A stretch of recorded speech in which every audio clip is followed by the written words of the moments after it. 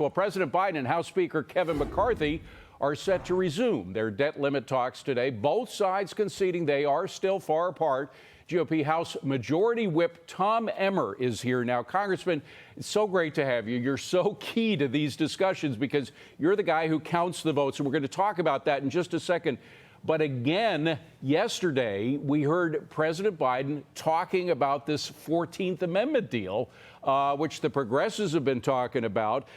And of course, it has been dealt with in the past through the Supreme Court that the president cannot issue new debt on his own authority. But they're claiming, bringing up the 14th Amendment, which after all was meant to deal with Civil War issues, post-Civil War issues, they're again bringing that up to the floor. Here's, by the way, what the 14th Amendment says about the debt. The validity of the public debt of the U.S. authorized by law, including debts incurred for payment of pensions and bounties for service in suppressing insurrection or rebellion, that's the Civil War part of the whole thing, shall not be questioned. How much further do you think they're going to push for this 14th Amendment?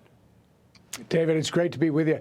The thing that's more disturbing about whether the 14th Amendment's in play or not, which clearly it's not. Janet Yellen said it would bring on a constitutional crisis. Other constitutional scholars have pointed this out. The Biden administration has even acknowledged previously that the 14th Amendment isn't an option. So the fact that they're bringing it up now, or somebody is, David, suggests that they're exactly where they've been for more than 100 days, and that is with no ideas whatsoever in order to get the debt ceiling done. Unlike Kevin McCarthy and the House Republicans, who passed a bill now more than a month ago to deal with this crisis and get things resolved, protect the American people. Well, let's talk specifically. Say that there is some deal, that you forget about the 14th Amendment, that they do come to some agreement, the president and McCarthy, and they're going to be talking later on. How many Republicans can you afford to lose if there's some kind of compromise between McCarthy and Biden on a bill that gets agreed to by the Senate? You are going to lose some, probably. How many can you afford to lose and still get a bill that passes? Well, David, let's go to this first. There's only one proposal out there, and that's the proposal, eminently reasonable, passed by House Republicans and Kevin McCarthy. The president hasn't seen fit to stay in the country and deal with this problem. And now the Senate isn't even here. They should be taking the bill up and passing it. So before we talk about something that's not happened, these discussions, if you can call them that, over the last couple of weeks, have basically yielded nothing. And we've got a president who's more interested in going out to lunch with the vice president and doing foreign trips rather than focusing on this immediate crisis here at home. There will have to be a compromise, and that's what politics is all about in the United States. It's predicated on the idea of compromise. You won't get everything. What can you afford to lose? And particularly, there's a lot of talk about the work requirement, the welfare work requirement that President Biden was for at one time. Apparently, he's not for it this time. What can you afford to lose from the Republican side? Well, again, David, I understand your frustration, but Republicans have passed an eminently reasonable bill. It's not about what Republicans are willing to lose. It's what is President Biden and this administration willing to give? What are they going to do not only to protect the debt ceiling crisis, but to put this country on a better path when it comes to our spending reforms, David? That's the issue.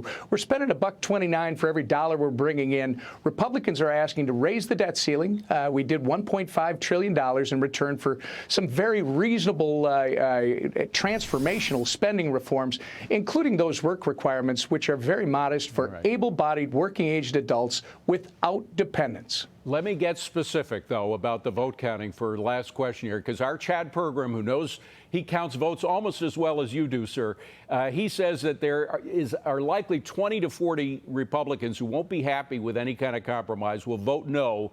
If there's anything less than 180 GOP votes, there will likely be a vacate the chair vote on Speaker McCarthy himself. Could he be up for another speaker vote again if that happens?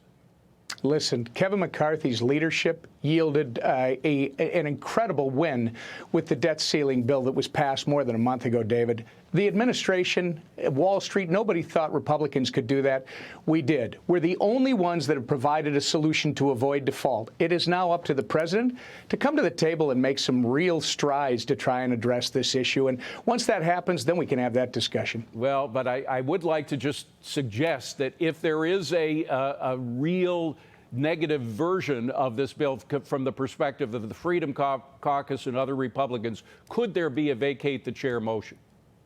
Hey, I'm going to trust the Speaker's judgment on what he's doing right now. We'll see what the president comes back to him. I have a feeling if the president tries to stonewall more, it's been over 100 days, Kevin McCarthy's going to suggest to him, tell Chuck Schumer to take the bill up in the Senate.